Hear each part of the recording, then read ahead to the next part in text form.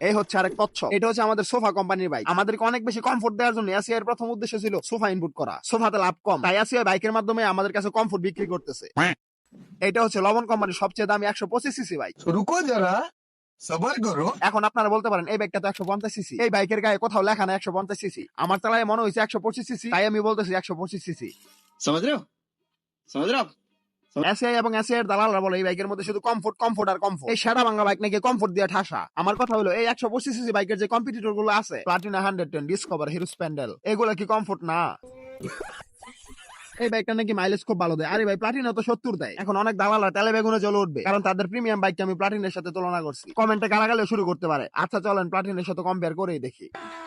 अभी मजा आएगा ना भिड़ो। প্লাটিনা 110 এর দাম 1,35,000 টাকা। এই যে দেখতে পাইতেছেন আমাদের বুড়িওয়ালা কাকা, এটার দাম হচ্ছে 2,80,000 টাকা। এফজেড ভার্সন 3 এর মধ্যে কমফোর্টে ঠাসা। প্লাটিনা তো ভালো কমফোর্ট একটা বাইক। দালালরা বলে বিশ্বের সবচেয়ে ভালো ব্রেকিং সিস্টেমের বাইক নাকি এই বাইকটা। হিরো স্প্যান্ডেলের ডুয়াল ডিস্ক লাগায় ABS লাগাই দিলে ওইটাও জায়গায় ব্রেক করবে। সবচেয়ে বড় কথা হলো এই হাপানি বাইকের ব্রেক দিয়ে কর্ম কি ভাই? এটা তো টানি উঠানো, এর ব্রেকিং দিয়ে আর কি করতাম? এমন তো না এর একটা জাউরুল আহমেদের মতো বাইক খুব জাউরামি করে, খুব টানাটানি করে, এই জন্য ব্রেকিং খুব ভালো দরকার ভাই। এটা তো টানি উঠানো ভাই, ব্রেকিং দিয়ে কি করতাম? এটা একটা বুড়িওয়ালা কাকা, দেখছেন ভাই কত বড় একটা প্যাড, এটা দাম নাকি আবার 3,80,000 টাকা।